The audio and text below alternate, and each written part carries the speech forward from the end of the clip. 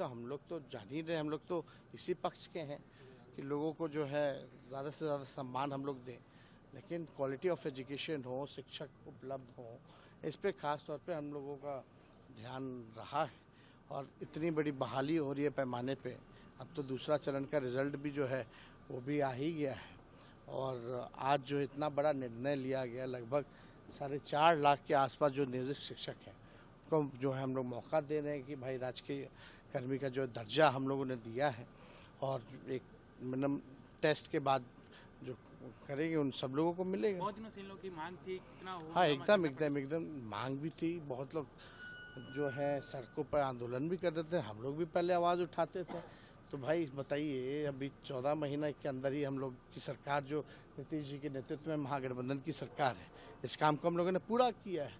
तो जो भी कमिटमेंट हम लोगों ने किया, चाहे नौकरी का हो, चाहे क्वालिटी ऑफ एजुकेशन देने का हो, सारी कमिटमेंट्स को जो है हम लोग पूरा कर रहे हैं। चाहे कास्ट सेंसस का हो, तो उस हिसाब से अगर कि वो नॉर्मल सी है, वो आतंकवाद से जुड़े नहीं है, उनको मारा जाए तो हम किस भारत में रह रहे हैं? क्या यह महात्मा गांधी का भारत है, जहां पे हम लोग ये समझते हैं कि हम लोग अमन और चैन से रह सकते हैं?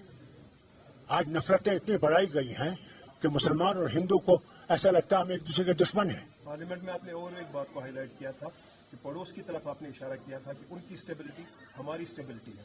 1-2 दिन से कुछ खदशात जाहिर किए जा रहे हैं कि former prime minister of Pakistan Imran Khan की रिहाई के लिए कुछ इकदाम किए जा रहे हैं, क्या उसका मुस्बत असर हमारे यहाँ पड़ सकता है? देखिए, मैंने हर बार राम मंदिर निर्माण ट्रस्ट के द्वारा आने के लिए निमंत्रण मिला था प्राण प्रतिष्ठा में, क्या आपकी पार्टी जा रही है इसमें? नहीं, हमारी पार्टी नहीं जाएगी।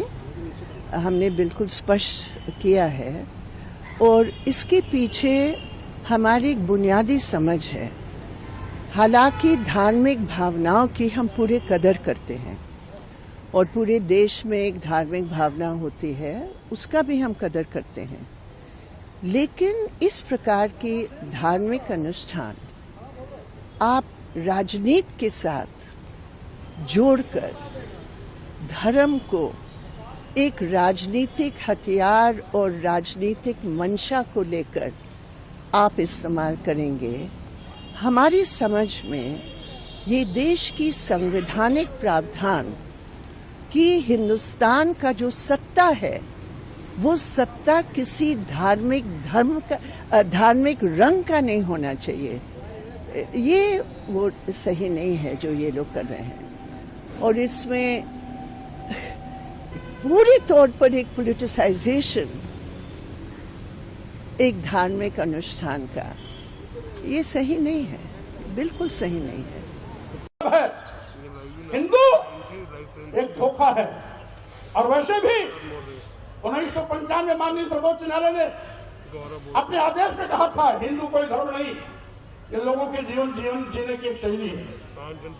यही नहीं, जो सबसे बड़े धर्म के ठेकेदार बनते हैं, आरएसएस के प्रमुख मोहन भागवत जी ने भी कहा है, एक नहीं 2 बार कहा, हिंदू धर्म नाम का कोई धर्म नहीं है, बल्कि लोगों के जीवन जीने की एक कला।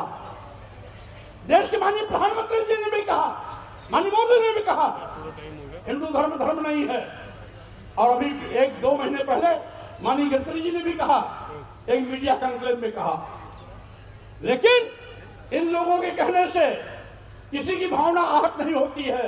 अगर स्वामी प्रसाद मौर्य कह देते हैं हिंदू धर्म नहीं है, बल्कि एक धोखा है, और जिसे हम हिंदू धर्म कहते हैं, वो कुछ लोगों के लिए धंधा है। जब हम कहते हैं कि ये कुछ लोगों के लिए धंधा है, तब पूरे देश में भूचाल